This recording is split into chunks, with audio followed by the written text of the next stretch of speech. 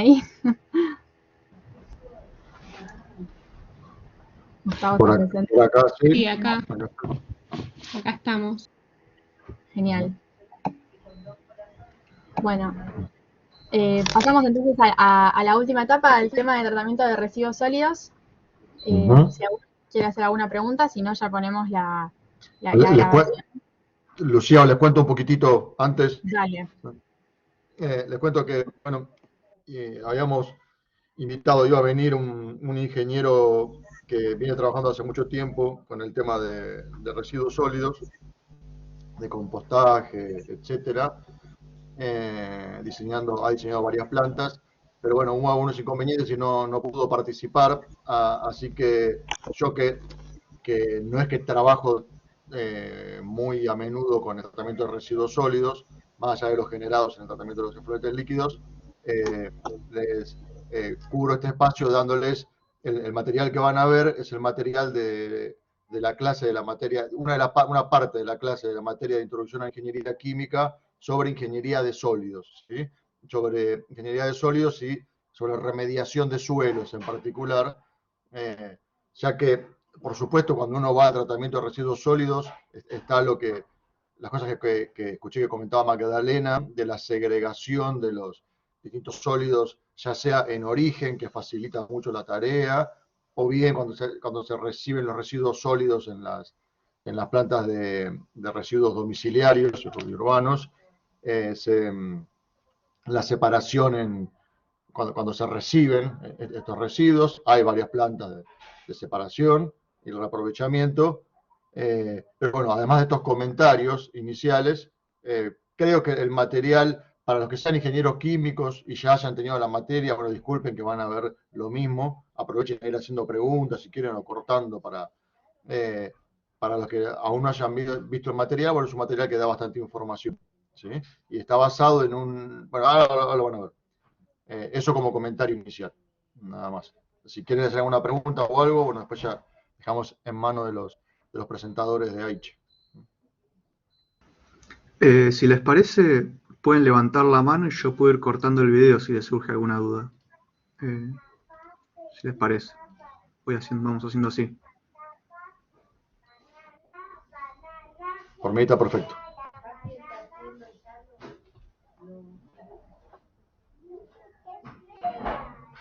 Aquí están, les pregunto, perdón, ¿están los equipos que van a concursar mañana?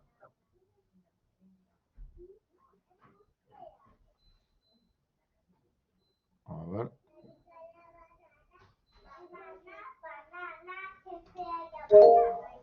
Sí. Sí, Juan. Acá estamos, dice Julieta. Ok. ¿Cuántos equipos participan del concurso? No, eso todavía no está definido porque hay algunas personas que no tienen grupo, hay algunos equipos que están formados, pero otros no, así que falta ver la distribución. Perfecto. Bueno, nos seguiremos viendo. Listo, ahora yo apago mi voz y cualquier cosa interrumpe. Vamos a ver lo referido a remediación de suelos contaminados.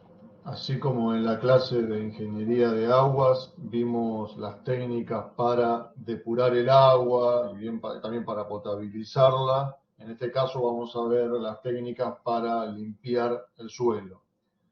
Además de eso, en la última parte de la clase vamos a revisar las distintas metodologías para muestrear el suelo. Así como vimos también para muestrear el agua, que era un poco más fácil muestrear el agua, como el suelo no fluye, vamos a ver, bueno, algunas tecnologías para muestrear el suelo y que los resultados sean válidos a fin de realizar un diseño y llevarlo adelante.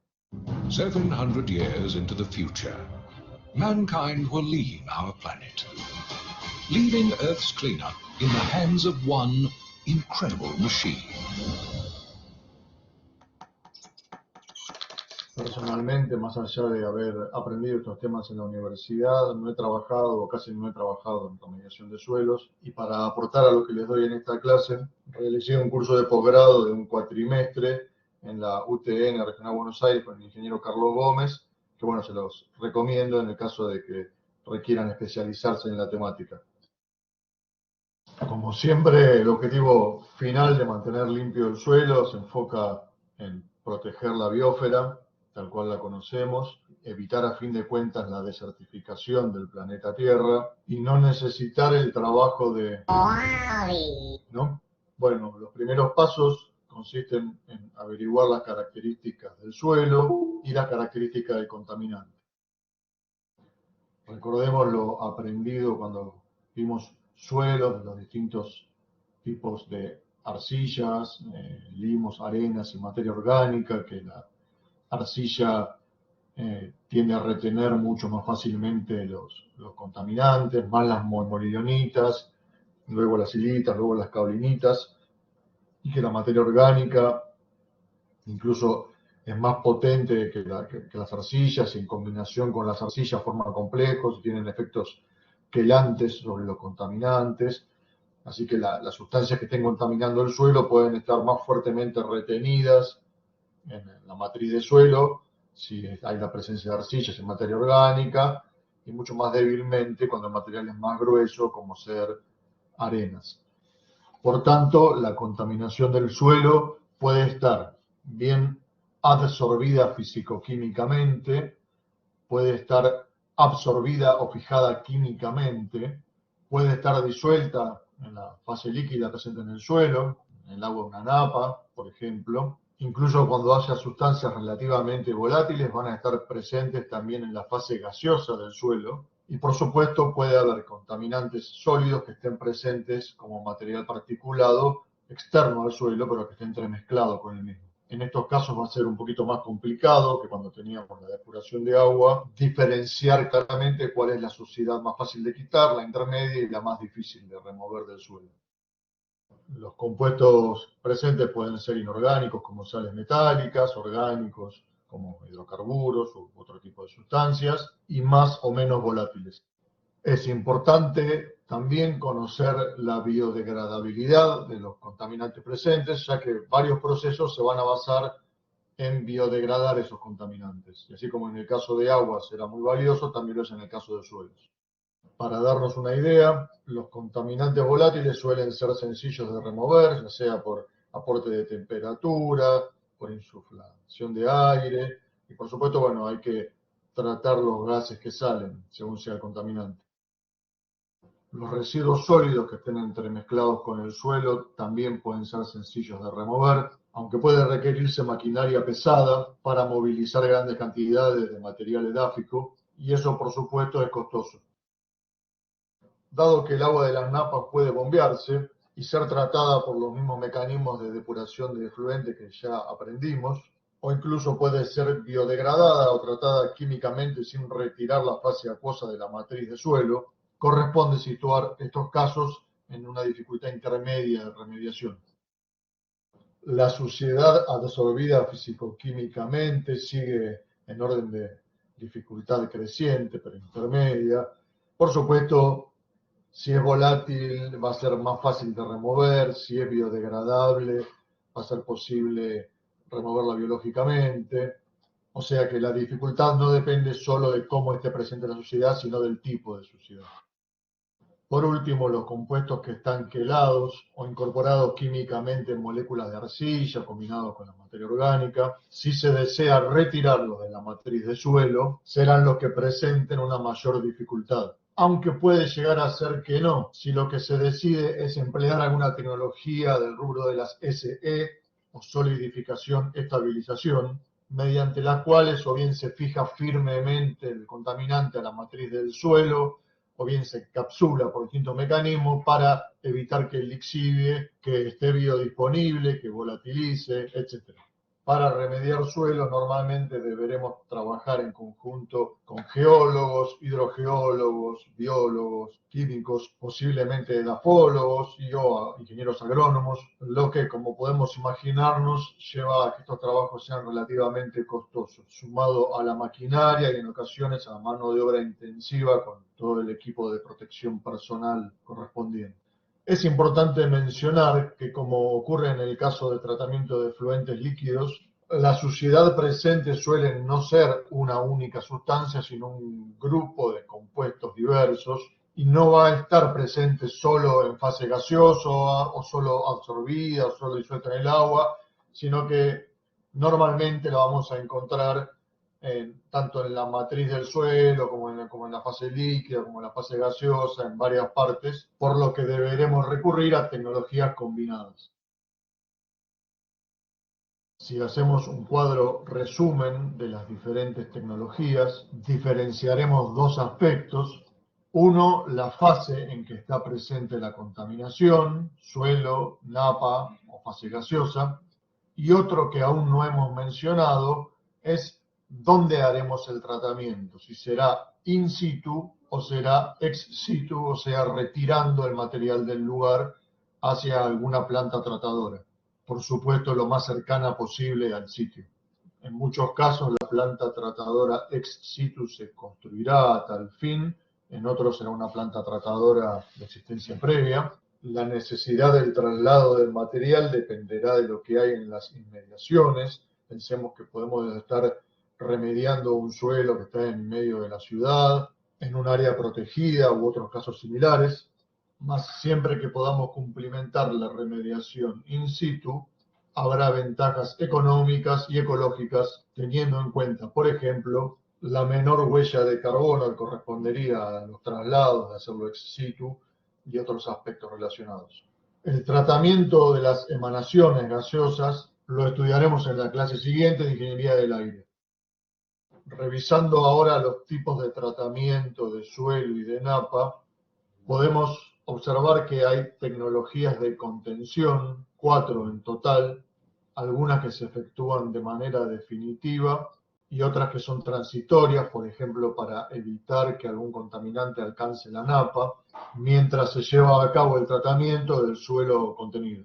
Y después tenemos tecnologías térmicas, físico-químicas y biológicas, muchas de las cuales suelen emplearse de manera combinada. En lo que sigue revisaremos varias de estas tecnologías a nivel de diseño conceptual, o sea, para lograr un panorama completo y acercarnos al entendimiento de cómo seleccionar una u otra tecnología.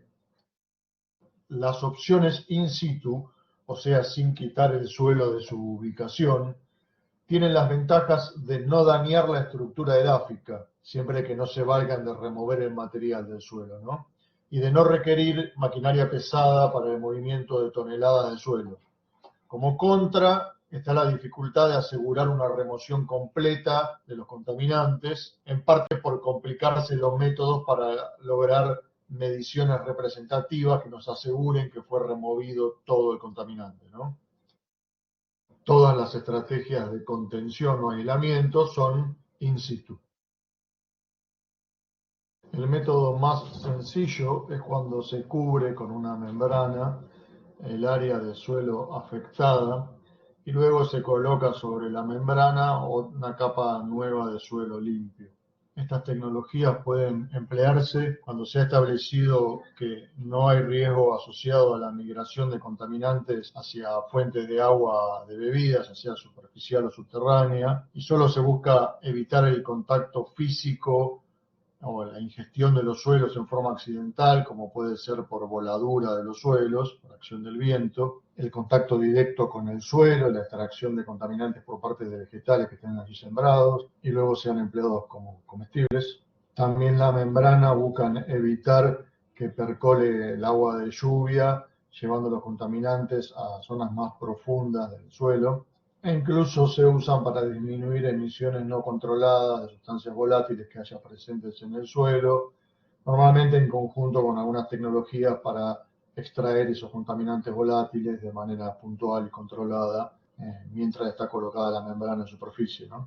El tipo de membrana o de barrera, podemos decir, a emplear dependerá de los objetivos de la contención. Un tipo de membrana son las denominadas geotextiles, de gran resistencia y durabilidad. También se emplean las denominadas geomembranas, que pueden tener menor resistencia mecánica, pero están especialmente diseñadas por su resistencia química. El material más común de las geomembranas es polietileno de alta densidad, aunque también se puede usar polipropileno, polietileno no de alta densidad, poliéster, PVC, poliamida, para proteger a las membranas de rotura por acción de elementos agudos, filosos, punzocortantes. Se suelen usar rellenos de materiales minerales, también, como dijimos, geotextiles reforzadas que se ponen sobre las geomembranas. Se usa el agregado de bentonita, que es un tipo de arcilla, cualidades bastante cementicias, se pegotea y se solidifica fácilmente, bien debajo de la membrana o sobre la membrana, o quizás ambas, y con ello se mejoran las propiedades mecánicas y también de aislamiento. El uso de un área aislada por contención superficial lógicamente va a quedar restringido a ciertos tipos de usos y dependiendo de las características de la contención que se haya efectuado. En ocasiones se instalan barreras de contención verticales, que a veces se denominan subsuperficiales, que bien pueden ser de geomembranas, bentonita y cemento. Se cava una calicata en forma de zanja y allí se coloca el material de contención, buscando especialmente evitar el paso de agua a través de una zona contaminada. Para ello suelen combinarse con bombeo desde pozos en profundidad que permiten desviar el agua de la napa y se complementan con la membrana aislante o la superficie aislante.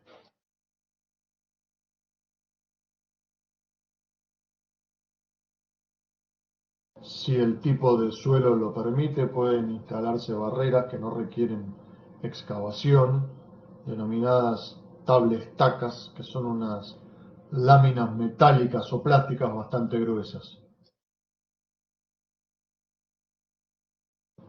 El tipo de barrera subsuperficial que se dispone por debajo del suelo contaminado se realiza efectuando muchas perforaciones inclinadas y paralelas, cada una de un diámetro reducido que no alcance el medio metro y distanciadas perforación a perforación no más de 1 metro entre sí, por las que se inyecta una mezcla, por ejemplo, de cemento y bentonita, y que al llegar a la zona inferior terminan excediendo la zona excavada y expandiéndose lateralmente, llegando a despegar la porción superior del suelo, siempre que este sea fácilmente friable o removible, por ejemplo, un suelo constituido por grava, piedras, de manera que se termina constituyendo una capa continua inferior del material cementicio inyectado.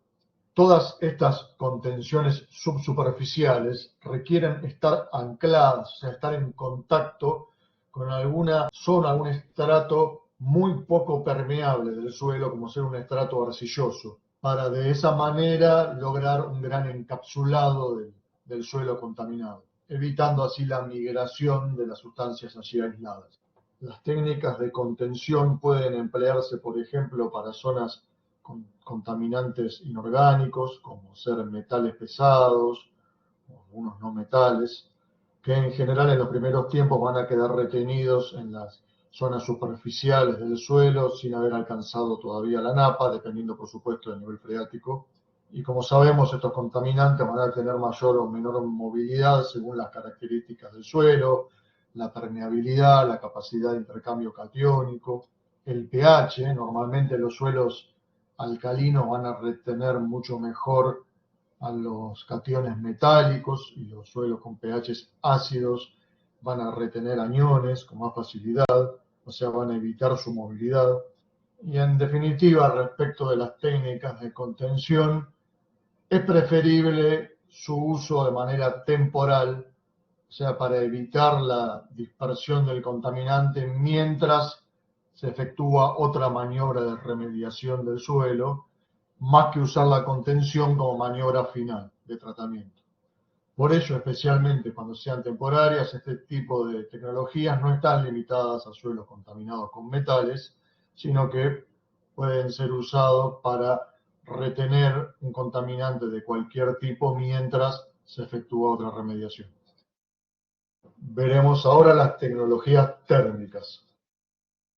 El tratamiento térmico in situ corresponde a la inyección de vapor o aire caliente o a una resistencia eléctrica, electromagnética, calentamiento por radiofrecuencia, y todos se utilizan para aumentar la velocidad de volatilización de las sustancias semivolátiles presentes y facilitar su extracción.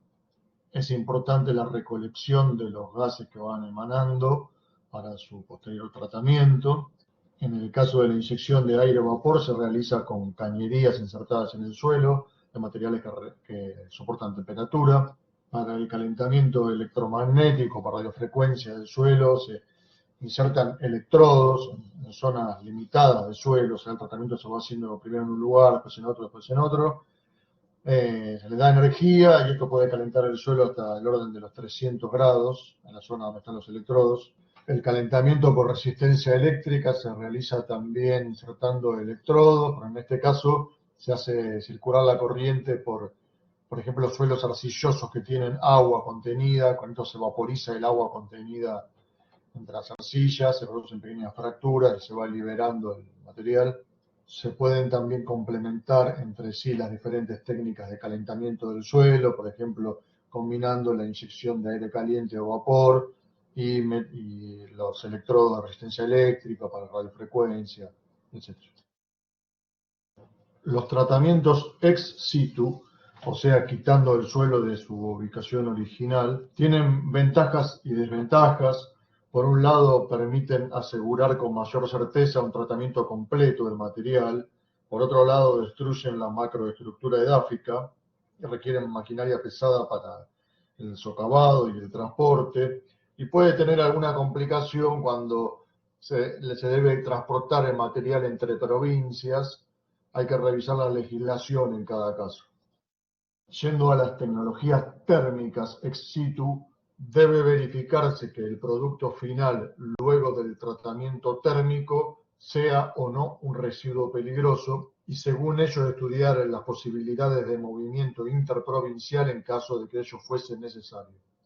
Estas tecnologías de tratamiento térmico ex situ son las que también se emplean cuando deseo efectuar tratamiento térmico de residuos sólidos, por lo que con estas explicaciones estamos cubriendo ambos campos de acción.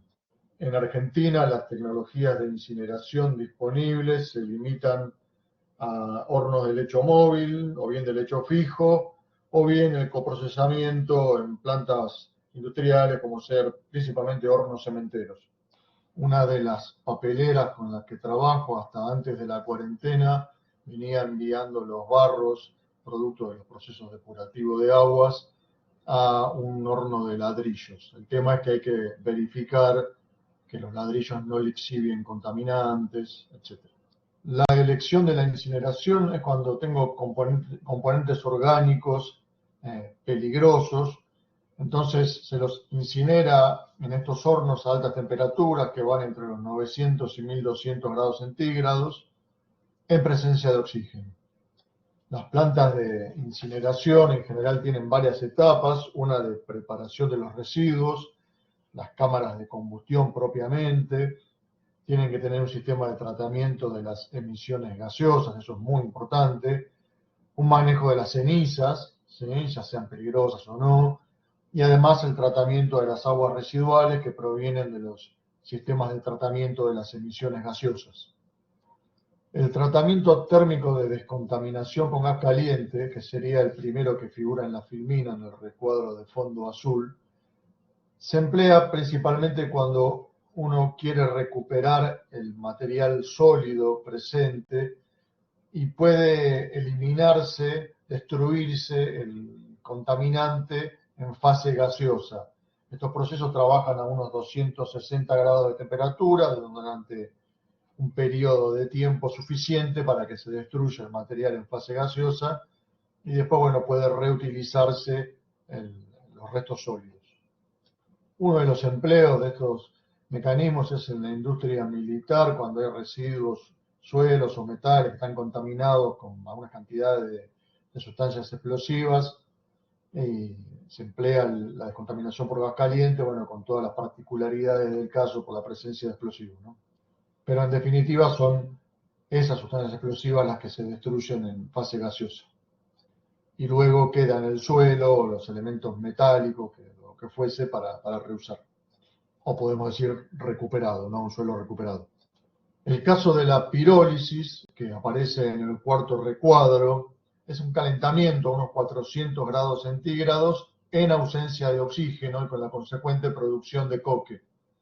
Comparando, podemos ver que los hornos pirolíticos trabajan a mucha menor temperatura que los hornos que lo hacen con presencia de oxígeno, con el consecuente ahorro de energía. Entre los gases generados en el proceso tenemos monóxido de carbono, hidrógeno y metano, mezclas combustibles. También se produce una fase líquida de aceite, alquitrán, y digamos que son procesos que requieren cierta presión para trabajar. Por último, en la filmina tenemos los procesos de detonación o quemadura abierta, detonación abierta o quemadura abierta, que se emplean cuando tenemos presencia de sustancias explosivas, se encienden y se provoca la detonación de los contaminantes. Bueno, hasta aquí los tratamientos térmicos in situ. Pueden encontrar algunos más en la página de la FRTR que tienen citada en la primera parte de la clase, en bibliografía. Ya vimos tratamientos de contención y procesos térmicos. Vamos a ver ahora los tratamientos físico-químicos. Comenzaremos por los in situ y luego iremos a los ex situ.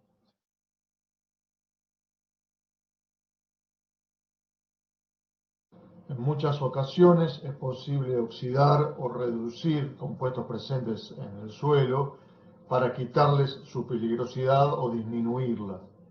Incluso destruir los compuestos orgánicos, por ejemplo, por una oxidación química fuerte y completa. Los oxidantes más utilizados son el peróxido de hidrógeno, ozono y permanganato, también cloro e hipoclorito de sodio, y los reductores más comunes son el sulfato ferroso, el dióxido de azufre y el sulfito de sodio. En el caso del arsénico, tengamos presente que el arsénico 3 es más soluble y complicado que el arsénico 5, entonces en ese caso conviene oxidarlo. Y en el caso del metal cromo, es mucho más peligrosa la especie cromo 6, por lo que en ese caso conviene reducirlo. Cuando tenemos compuestos orgánicos tóxicos, bueno, muchos de esos son susceptibles a veces a una degradación parcial y para usar luego una posterior bioremediación. En general, los oxidantes usados han sido capaces de lograr altas eficiencias de tratamiento, por ejemplo, mayores al 90%, para compuestos alifáticos insaturados, como por ejemplo el tricloroetileno, y compuestos aromáticos, como el benceno, con velocidades de reacción muy rápidas, por ejemplo, requiriendo solo unos pocos minutos para alcanzar un 90% de destrucción de contaminantes.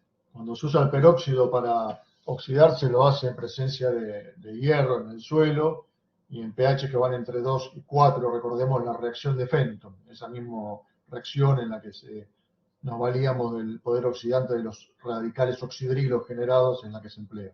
El ozono también, se inyecta en el sitio, trabaja generando oxidrilos y es extremadamente rápido. Se emplea a pHs ácidos, así como el peróxido. Por último, el permanganato tiene velocidades un poquito más lentas de reacción, pero un rango de pH de trabajo mucho mayor, entre 3,5 y 12. Los procesos de oxidación y también los de reducción pueden perder eficiencia cuando hay contaminantes presentes bastante hidrofóbicos como aceites minerales y grasas que dificultan la transferencia de masa hacia la fase acuosa.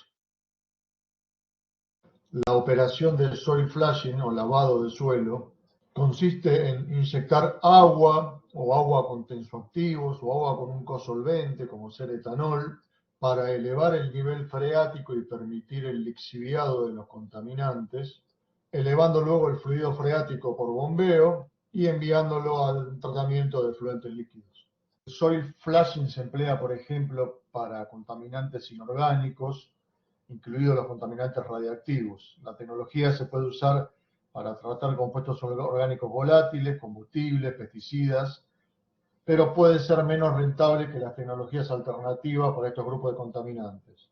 La adición de los tensoactivos compatibles con el ambiente puede usarse para aumentar la solubilidad efectiva de algunos compuestos orgánicos. Sin embargo, la solución de lavado puede alterar las propiedades físicas químicas del suelo.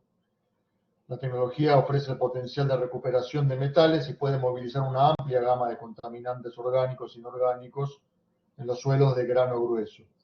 Por lo que para usar esta metodología, el terreno debe ser permeable y el tratamiento de los efluentes líquidos generados debe ser factible y rentable, ¿no? Hay una tecnología muy empleada, conocida como SVE, o extracción de vapor del suelo, en la que mediante unas perforaciones se hace vacío en el suelo y se van extrayendo los volátiles presentes. El gas que sale del suelo se trata para recuperar o bien destruir los contaminantes, puede hacerse pasar por una torre de carbón activado. Los pozos varían en profundidad desde más o menos 1,5 metros hasta cerca de unos 90 metros, un poquito más. Para hacer estos trabajos suele aislarse la superficie en la zona de extracción con geomembrana para que los gases solo salgan por los tubos de extracción, que están dotados en profundidad de una serie de ranuras horizontales filtrantes. También puede inyectarse aire en alternancia con el vacío, y esta operación se efectúa en la zona no saturada del suelo, o sea, sin llegar hasta la napa. Por supuesto, el contenido de humedad y la permeabilidad del suelo afectan la eficiencia del proceso, que por ejemplo no se usa para eliminar aceites pesados, PCBs, dioxinas ni metales, ¿no? Como el SVE promueve el que haya un movimiento de aire permanente a través del suelo, favorece la biodegradación aeróbica también de algunos compuestos que pueden estar contaminándolo. El tratamiento SE, que es solidificación, estabilización, y el que recién vimos de extracción de vapor, son de los más utilizados. En la solidificación y estabilización se remueve el suelo, mezclándolo con sustancias como bentonita, cemento o combinaciones poliméricas, que en definitiva terminan atrapando e inmovilizando a los contaminantes. Es un concepto que se identifica como microencapsulado. El SE puede combinarse con otros tipos de tratamientos y consistir tanto en una solución definitiva como provisoria. Debe verificarse en todos los casos que el material microencapsulado no lixive. Además del microencapsulado, en ocasiones se realiza también un macroencapsulado, o en vez de microencapsulado se hace un macroencapsulado, empleando, por ejemplo, tambores que se cierran perfectamente y luego se vuelven a enterrar en el sitio, por ejemplo. Hay algunos casos en los que se efectúa un microencapsulado por vitrificación con temperatura, ya sea in situ o ex situ. En definitiva, son distintas técnicas para lograr inmovilizar los contaminantes y que no lixiven, ni estén biodisponibles. Hasta aquí hemos visto los procesos de contención, todos ellos in situ. Luego revisamos procesos térmicos, in situ y ex situ. Pasamos a los procesos físico-químicos, entre ellos muchos de los más usados, también in situ y ex situ. Y ahora nos toca ver los procesos biológicos, que son de gran importancia. Recordemos que en el suelo hay microorganismos, incluso hasta unos 20 kilómetros de profundidad. También tenemos los macroorganismos, las plantas, que permiten hacer procesos de bioremediación. Y toda la flora y fauna edáfica puede aportar en este sentido. El primero de ellos es el proceso de bioventing, que consiste en hacer circular aire y oxígeno por el suelo para favorecer la biodegradación aeróbica. El aire se puede hacer circular tanto por soplado como por succión a través de pozos, aunque en bioventing se acostumbra hacerlo por inyección y no en grandes caudales de aire, sino solo la necesaria para mantener una concentración de oxígeno adecuada. O sea que no buscamos remover contaminantes por volatilización con el flujo de aire, sino solamente promover la biodegradación aeróbica. La limpieza por bioventing demora desde unos meses hasta varios años. Hasta ahora ha sido aplicada con éxito para remediar suelos contaminados por hidrocarburos de petróleo, por solventes no clorados, por algunos pesticidas, conservantes de la madera y otros químicos orgánicos. Si bien el bioventing y la bioremediación consecuente no puede degradar los contaminantes inorgánicos, sí puede provocar el cambio del estado de oxidación de las sustancias inorgánicas y causar una mayor absorción, acumulación y concentración de sustancias inorgánicas, incluso en micro y macroorganismos.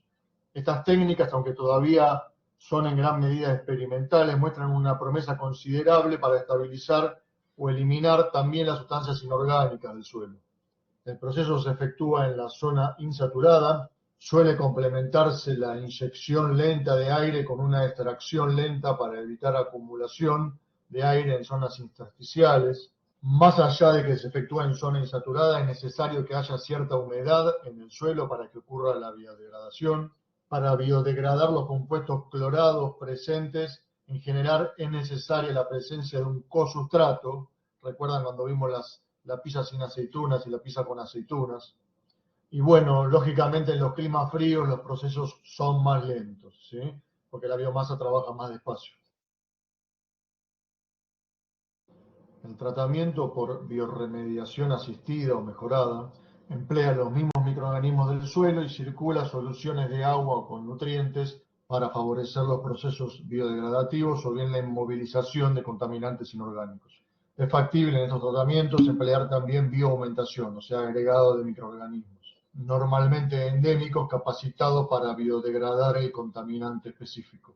El objetivo de limpieza puede lograrse siempre que el contaminante no esté ocluido en la matriz del suelo, o sea que haya un contacto posible entre los microorganismos y los contaminantes. El agua puede movilizar sales metálicas presentes, como ser de metales pesados u otros, y ellos pueden inhibir el proceso biodegradativo. Como cualquier biodegradación, sucede más rápido cuando hace más calor y es más lenta a bajas temperaturas. Y bueno, estos tratamientos es común que requieran una posterior depuración de fluentes líquidos, extracción de los líquidos del procesado y tratamiento de los mismos. El tratamiento por fitorremediación permite normalmente concentrar compuestos metálicos en los vegetales que los bioabsorben y también permite concentrar compuestos orgánicos o destruirlos, ¿sí? También pueden favorecer la biodegradación de esos compuestos presentes en el suelo. Es muy importante el desempeño de los microorganismos presentes en la rizósfera, o sea, en la raíz, en la zona cercana a la raíz del suelo. La flora más utilizada en los proyectos de fitorremediación son los álamos, porque crecen rápido y toman mucha agua del suelo, además de soportar diversas condiciones climáticas. También se emplean muchos otros vegetales y hay que tener en cuenta en el caso de la bioacumulación de metales, por ejemplo, que los metales van a estar presentes en el cuerpo del vegetal, por tanto hay que cosecharlos y efectuar algún tratamiento posterior con el metal, que lo que hizo fue extraer el contaminante del suelo, pero se lo queda en su propio organismo. Los tratamientos biológicos que vimos hasta ahora eran in situ. Las biopilas normalmente son ex situ. Es una técnica bastante empleada, cada vez más empleada. Las biopilas son unas largas hileras paralelas del suelo que se van disponiendo, puede tener 2, 3, 4 metros de ancho según el equipamiento con el que se cuente, para remover la biopila, airearla, mantenerla humectada, agregarle, en general con el agua se le agregan microorganismos para biopotenciar o bioaumentar el proceso, se le agregan también nutrientes. Los microorganismos que se usan, lo más normal y adecuado es que sean microorganismos endémicos, especializados para degradar el contaminante que uno busca eliminar. Los tratamientos suelen durar unos meses, 2, 3, 4, 6, 12 meses. Al remover la biopila periódicamente para airearla, suelen salir olores fuertes, a veces con mucho olor a amoníaco o cosas similares, depende del contaminante que esté degradando. Se usan las biopilas para compuestos orgánicos volátiles, ya sean halogenados o no halogenados, para hidrocarburos, alifáticos, aromáticos, policíclicos.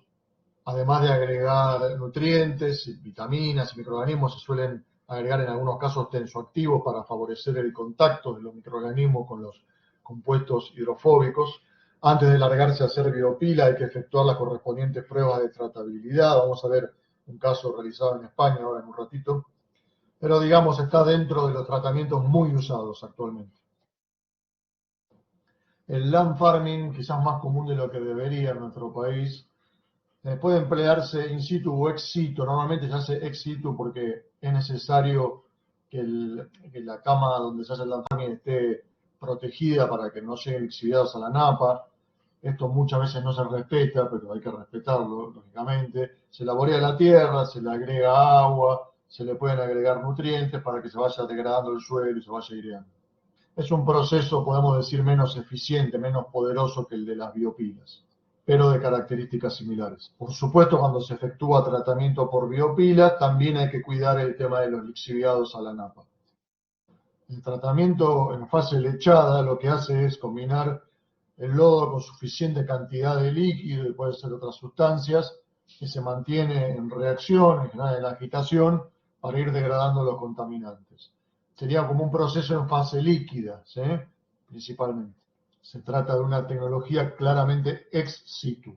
Las técnicas de bioremediación en fase lechada se han utilizado con éxito para remediar suelos, lodos y sedimentos contaminados por explosivos, por hidrocarburos de petróleo, cosas petroquímicas, solventes, pesticidas, conservantes de madera y otros productos químicos orgánicos. Los bioreactores son preferibles a las técnicas biológicas in situ para suelos que son muy heterogéneos, suelos de baja permeabilidad y áreas donde el agua subterránea subyacente sería difícil de capturar o cuando es necesario acelerar la limpieza del suelo. Antes de devolver el suelo al sitio de donde se sacó, es necesario efectuar una deshidratación, una separación de la fase líquida de la fase sólida y un posterior tratamiento de la fase líquida como un tratamiento de fluentes líquidos convencional.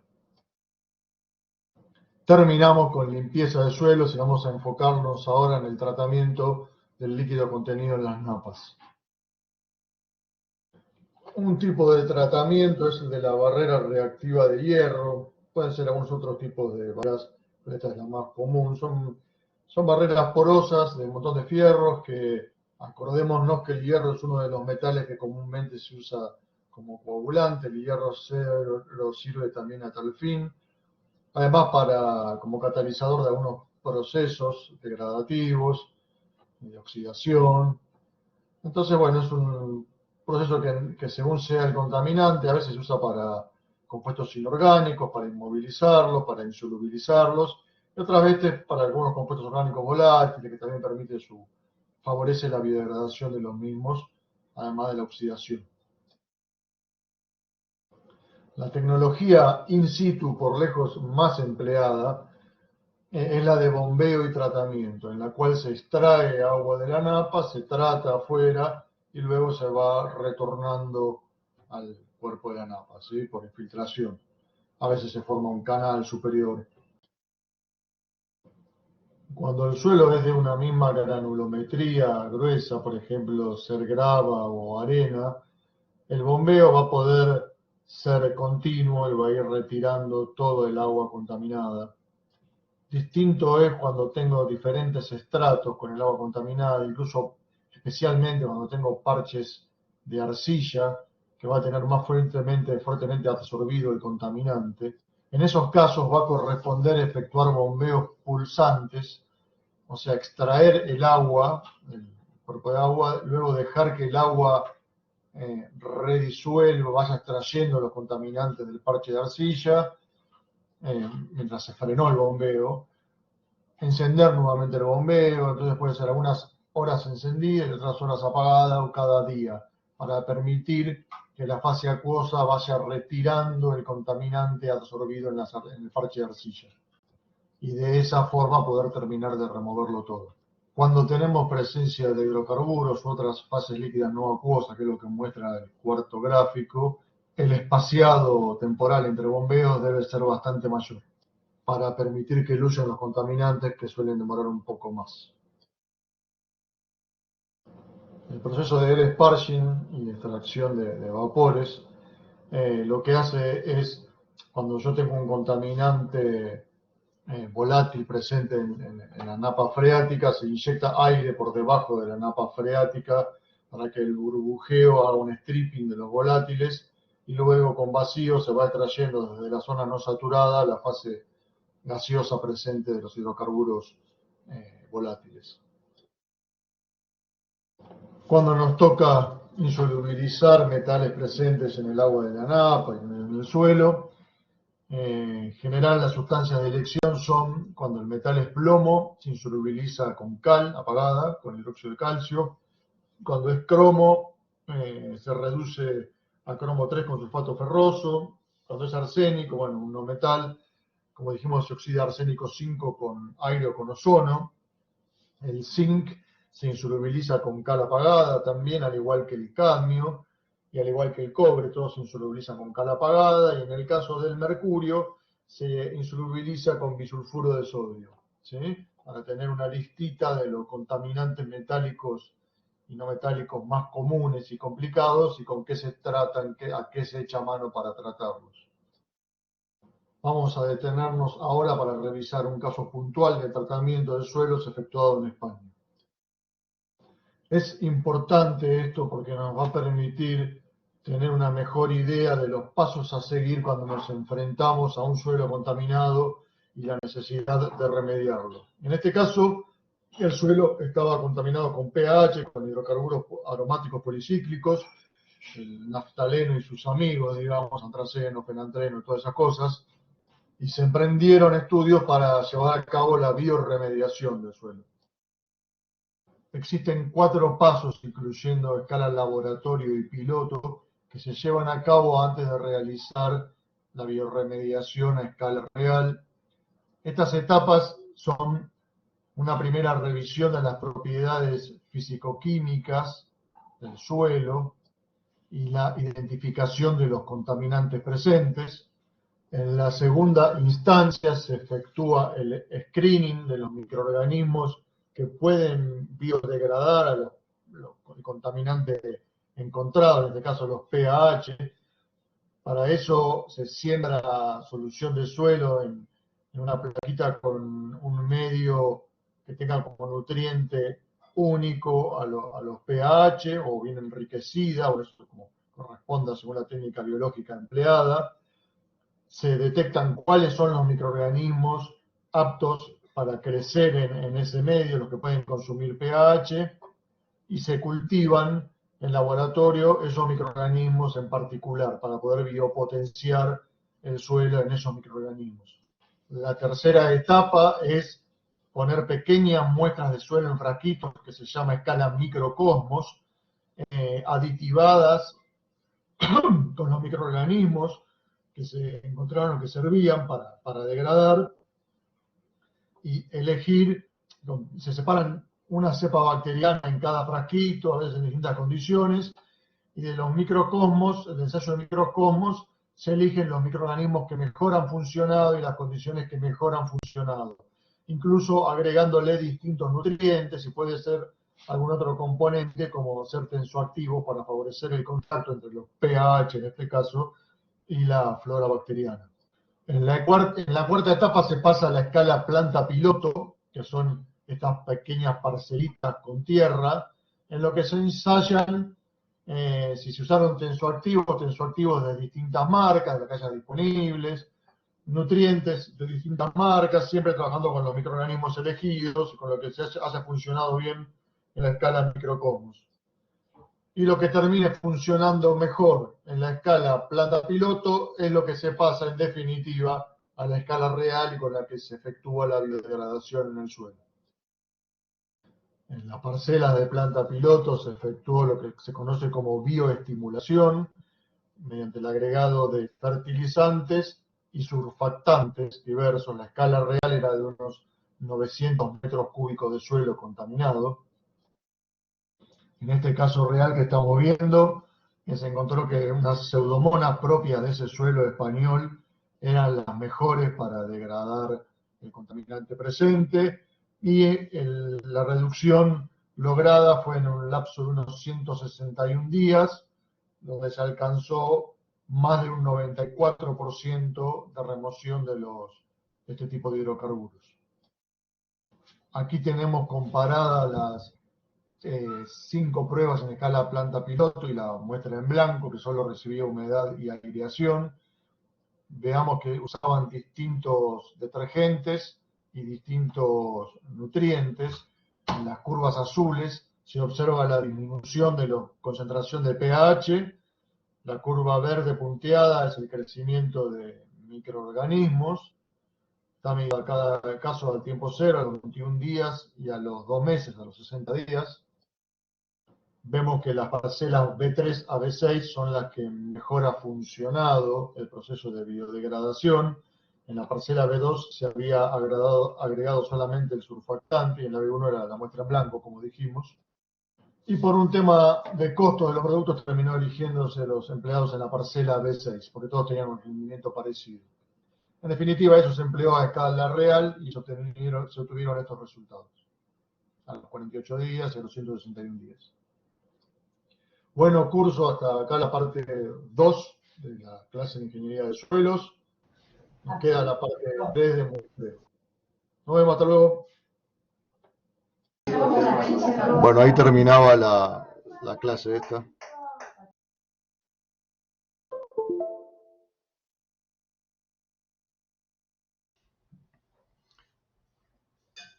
Ahí si tenemos dudas, comentarios, a lo que se pueda responder, les contamos.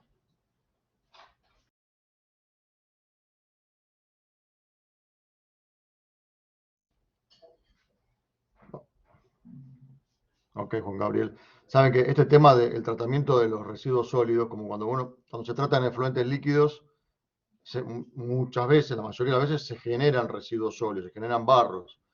Y los diseños suelen fallar, muchas veces fallan ahí, o no llegan a completar. Ahora Julián dice, se entendió todo perfecto. Ok, Julián. Entonces, a veces se diseña todo el tratamiento de aguas, pero queda pendiente qué hacer con los barros. Y a veces esos barros terminan no sacándose de los reactores de tratamiento de aguas y hace que no funcione el tratamiento de aguas. Entonces, además la legislación nuestra a veces venía siendo muy exigente, o primero, a ver, hay distintas cosas. Por un lado, hay ciertas mafias ocupadas de transportar en camiones y tratar los residuos sólidos, y es difícil la competencia en ese sector. Por otro lado, la legislación solía ser muy exigente respecto de qué se podía hacer con los residuos sólidos. Se venía trabajando antes de la pandemia para bajar esas exigencias en cuanto a, no sé, contenido de algunos microorganismos. Había una exigencia muy alta y muchas mediciones a hacer en los residuos sólidos, que las mediciones de laboratorio son costosas y terminaban encareciendo las posibilidades, ¿no? de los tratamientos. Después, bueno, justo antes de la pandemia se iba a hacer en el IRAM, a mí me habían invitado para participar de un equipo de trabajo para los residuos sólidos de las industrias, los barros industriales generados por el tratamiento de efluentes líquidos en general, y se cortó con el tema de la pandemia y hasta ahora, que yo sepa, no se retomó. Quizás lo retomaron y no me invitaron, puede ser, pero bueno, es un tema complicado y que afecta mucho a los otros tratamientos, el tema de los residuos sólidos. Cuando yo vengo revisando desde el lado ahora de Acumar en las fábricas, ese tema, en general damos un ok cuando las fábricas están tratando en su propio predio, haciendo vermicompostaje, ¿sí? O sea, cuando uno va a hacer compostaje, quiere trabajar con lombricitas, con la lombriz californiana, que se llama californiana, pero no porque sea originaria de California, es originaria de Europa, pero en California se descubrió que esta lombriz servía para hacer lo que hace, de degradar la basura compostada, comérsela y hacer caquita, que es el humus de lombriz, ¿no? Entonces, cuando uno quiere trabajar con lombrices y si quiere tratar residuos domiciliarios por lombrices, de cocina, etcétera, orgánicos, digamos, primero se compostan esos residuos, ¿sí? No es que le pongo el residuo directamente con la lombriz, ¿no? Primero lo composto, por ejemplo, haciendo biopilas o en cajas, etcétera. Después lo pongo con lombricitas.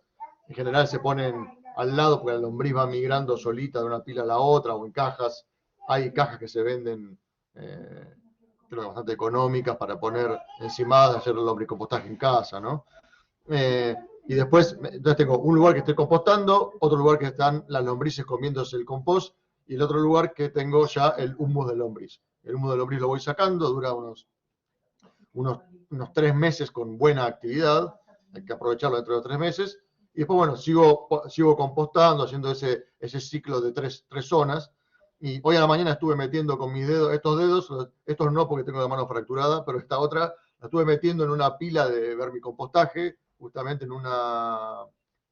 en un matadero de vacas, digamos, que con los barros biológicos del tratamiento de aguas hacen vermicompostaje, y en ese caso directamente, en ese caso no hay tres zonas, digamos, sino que es directamente los barros biológicos, así como están, van junto con las lombrices. Y las lombrices a partir de ahí van generando el humus de lombriz.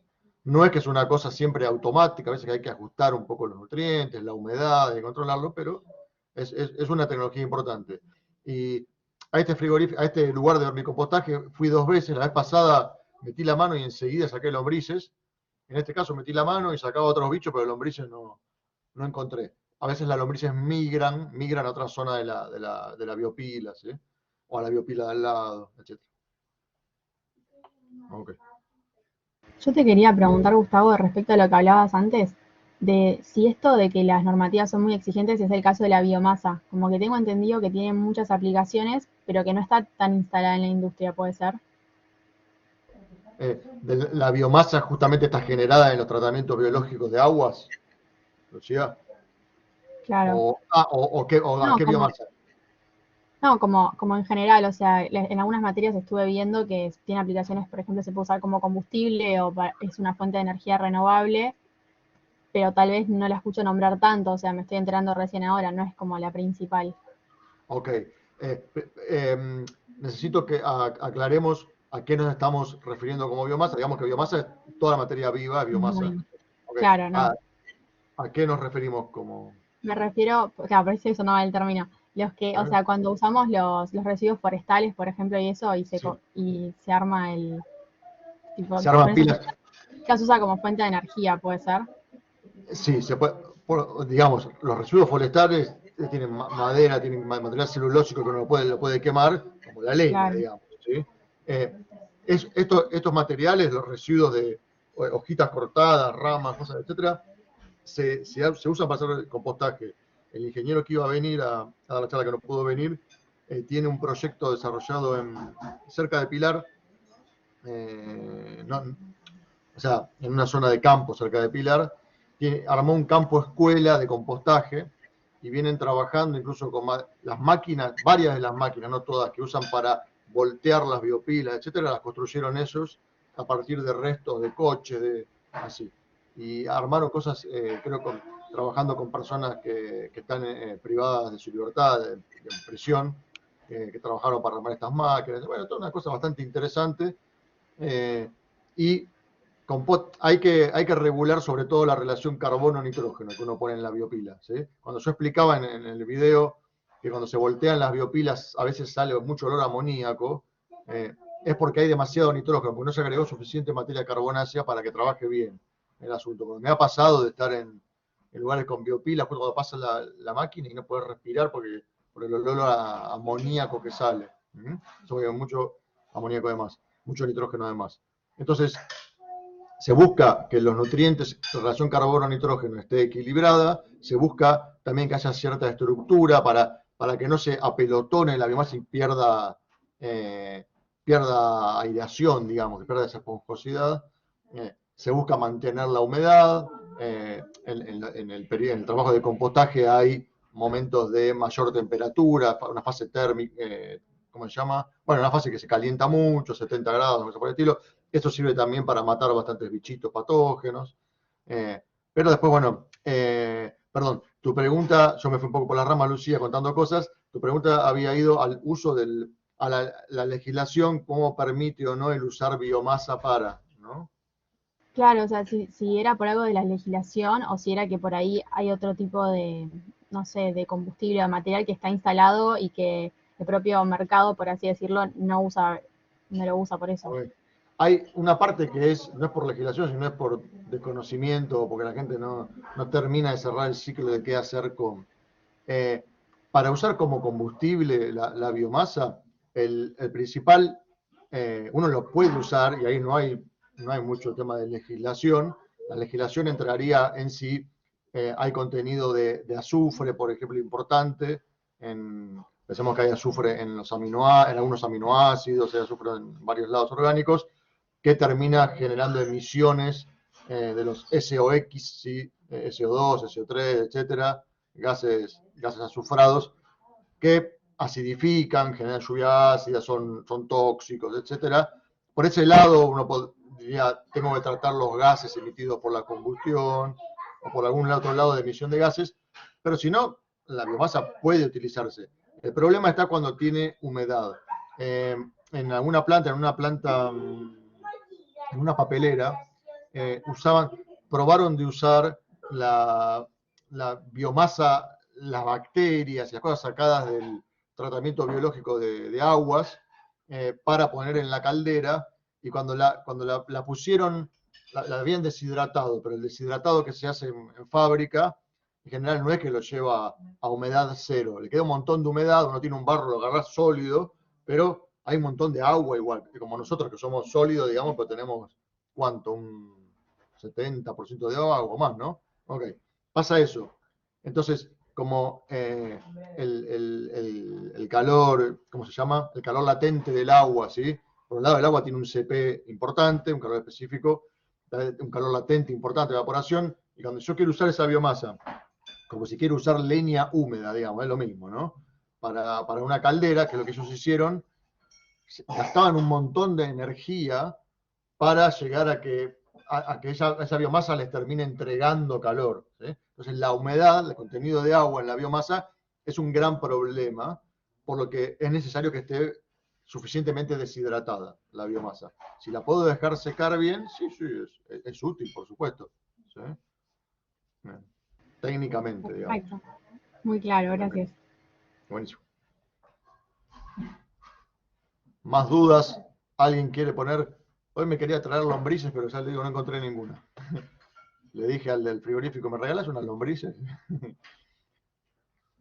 ¿Alguien ha hecho lombricompostaje en su casa? O... No, ok. Yo tengo ganas, pero todavía no tengo espacio. Y si le digo a mi vieja que traigo lombrices, no le va a gustar. Después se puede hacer tortilla de lombriz. ¿Ah? Yo nunca, la verdad, Julián. Ok. Okay, bueno. Una cosa interesante de la lombricita esta californiana es que el humo de lombriz, que es la caca, digamos, la materia fecal de la lombriz, sale inertizado respecto de patógenos, ¿sí? Cuando va pasando por el aparato digestivo. Yo encontré en un momento la oportunidad de hacer un curso de lombricompostaje en la Facultad de Agronomía, en Capital Federal, de la UBA, ¿no? Y me sumé al curso de ese. Fue interesante porque hicimos todo el ciclo de compostaje, lo hacíamos los sábados. Uno hace el compost y para aprovechar el compost, una de las cosas que hay que hacer, para aprovechar el humus del lombriz, ¿sí? Ya compostamos y después hacemos el humus del lombriz, una cosa que se hace es zarandearlo, ¿sí? Hay que tamizarlo para que pasen los finos y queden los gruesos. Aparecen muchos bichos, aparecen ciempiés, chinches diversas, bichos de todo tipo en las biopilas. Entonces también esto de meter la mano, a veces puedes recibir alguna picadura, ¿sí? Pero bueno, creo que no fue el caso hoy. Ahí justo Julieta puso que ella sí composta, así que Bien, bien. más que todos nosotros. No sé, Juli, si nos querés contar si tenés una casa o cómo lo haces.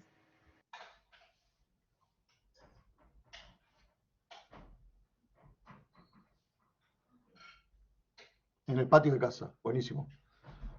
¿Sabés, Julieta, que yo tenía una compañera en el colegio primario que se llamaba Persani de apellido? En el colegio Rawson de San Telmo. No sé si de casualidad es pariente tuyo o es tu madre.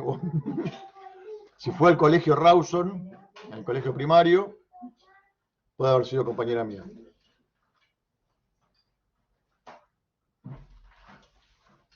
No creo, ok. Me traen que lauque. Bueno, ahí vemos que no.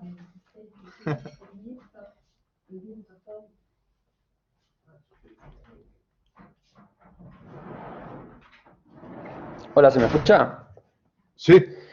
Genial. Yo tengo una duda. Acá tengo entendido que acá en Argentina no hay, o sea, no se separan las aguas grises de las aguas negras, ¿puede ser?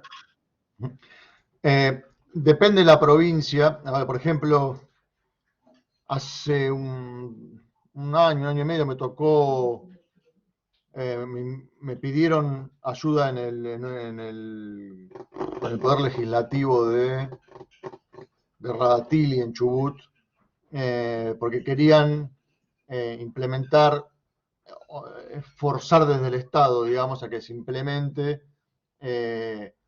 cierta tecnología de reaprovechamiento del agua en las casas, ¿sí?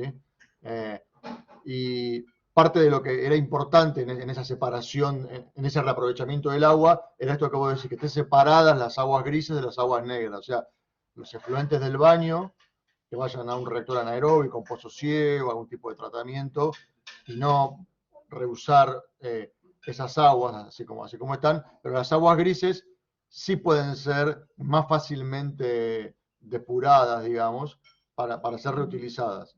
No sé en qué quedó en este caso en Chubut, y no tengo claro cómo era la legislación allá, pero hasta donde yo sé, en realidad hasta donde yo sé es que no sé mucho cómo está legislado en distintas partes del país esto. Que si hay, creo que no hay en general una obligatoriedad de separarlas, ¿sí? En las grandes ciudades va todo junto, ¿sí?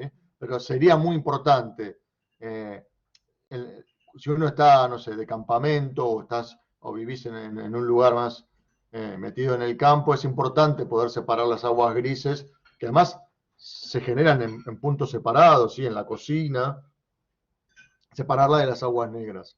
Y esas aguas grises pueden reaprovecharse, incluso a veces pueden reaprovecharse por sus nutrientes, según sea el caso, puede ser sin necesidad de depurarlas, sino aprovecharlas, ¿sí? En el lugar donde falta el agua. Pero bueno, no te puedo dar una respuesta, Julián, respecto de la legislación en todo el país porque no tengo claro las exigencias que hay o no. Que es bueno separarlas, es bueno separarlas, ¿sí? Claro, sí, te comprendo totalmente. Tengo entendido igual como que no sería para nada fácil poder implementarlo, ¿no? Sobre todo, o sea, debería haber un cambio radical en el país para poder implementar eso, ¿no? Y si depende, si uno dice implementarlo en la ciudad de Buenos Aires, en Córdoba, en Rosario, no sé, Mar del Plata, bueno, hay una estructura física de cañerías que conducen a la cloaca, etcétera, eh, que sí, implicaría mucha inversión. En el caso de casitas nuevas, o incluso de countries, o de cosas por el estilo, es más fácil, ¿sí? Lo que está por construir, o cuando la inversión se puede hacer cargo cada núcleo familiar, si tienen las posibilidades, eh, no es infactible, digamos. Sí es difícil de implementar en los grandes núcleos urbanos. Okay.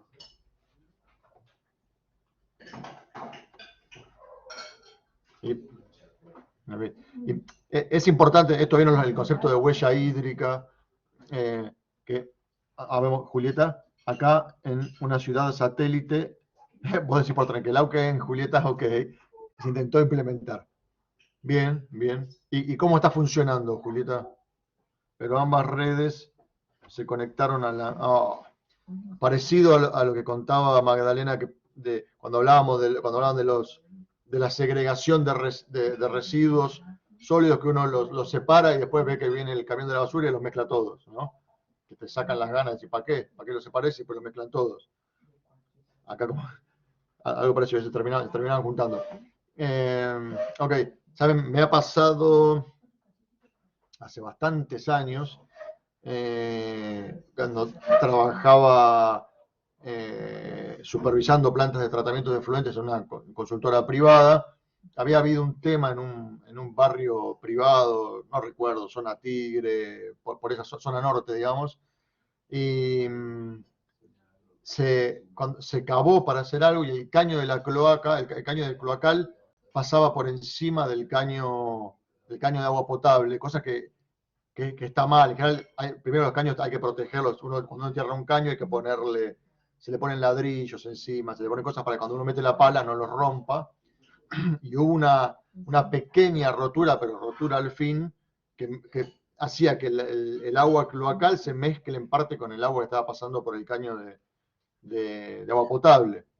Lo que se hizo enseguida fue echarle la lavandina que había a mano ahí, en el pequeño hoyo donde había, y cerrar rápidamente, buscar de cerrar rápidamente la rotura que tenía el caño de cloacal. Fue cuestión perdón, el caño de potable. Fue cuestión de minutos. Pero hay muchos temas, me acordé por esto de las cosas mal construidas, o que a veces se terminan conectando mal. El tema de redes para distribución de agua, y eso es todo un tema que muchas veces agarran los ingenieros civiles, ¿sí? En ingeniería, cuando uno hace posgrados en ingenierías sanitarias, se toca ese tema, pero bueno, es toda una ciencia particular, ¿no? Los químicos estudiamos el tema del bombeo, de distribución de agua, pero todo un tema, ¿no? El tema de redes. Y hay muchos trabajos mal hechos, ¿sí? Muchas cosas que están abajo del suelo que no están bien hechas. Ok.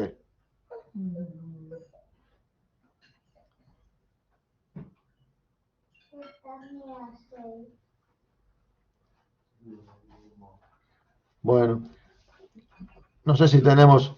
Yo les cuento que en el break que hubo antes de la parte de sólidos, almorcé, porque no he llegado a almorzar hoy. Tengo tantas cosas que no. Almorcé una lata de atún. Ahora voy a cenar en un rato. Sí, se juntó con la cena. Se juntó con la cena. Sí, durísimo. Pero bueno, pasa nada. Tengo panza suficiente para resistir. Bueno, si no hay más preguntas, muchas gracias, Gustavo, por la charla. La verdad es que es súper detallado, muy claro. Un gusto, un placer. No, a vos. Y bueno, nos esperamos mañana. Si tienen alguna pregunta, bueno, mañana vamos a explicar bien cómo va a ser todo el evento. Esperamos que les haya servido las charlas, que hayan podido llevarse una idea de cuáles son las temáticas que estamos buscando. Y bueno, eso, gracias por venir. ¿A qué hora es mañana? Mañana arranca a las 9:20. Las exposiciones finales son a las 5.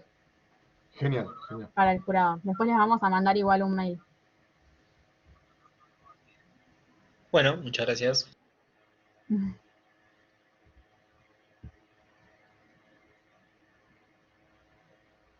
Bueno, adiós.